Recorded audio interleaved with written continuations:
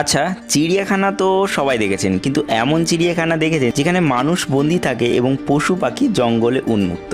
হ্যাঁ, ঠিক শুনেছেন। আর আনন্দের বিষয় হলো যে এরকম চিড়িয়াখানা আমাদের পশ্চিমবঙ্গে আছে। তো সমস্ত তথ্য জানতে ভিডিওটি শেষ পর্যন্ত দেখুন, আর ভিডিওটিকে লাইক করে চ্যানেলটিকে সাবস্ক্রাইব করে রাখতে ভুলবেন না। হ্যালো অ্যান্ড ওয়েলকাম এভরিওয়ান, আপনাদের সকলকে বিশ্বরূপম লাইভ ইউটিউব চ্যানেলে স্বাগত জানাই। আজকের ভিডিওটিতে আমরা আপনাদের নিয়ে যাব পশ্চিমবঙ্গের উন্মুক্ত চিড়িয়াখানা বা শিলিগুড়ি বেঙ্গল সাফারিতে। শিলিগুড়ির এই বেঙ্গল সাফারি অ্যাকচুয়ালি কি, আপনারা কিভাবে যাবেন, কখন যাবেন, টিকিট কিভাবে বুক করবেন, কোথায় খাবেন আর কী বা দেখবেন, সমস্ত কিছু জানবো এই ভিডিওতে। তো চলুন দেরি না করে শুরু করা যাক। বেঙ্গল সাফারিটা আদতে কি? শিলিগুড়িতে 297 হেক্টর জায়গা জুড়ে বিস্তৃত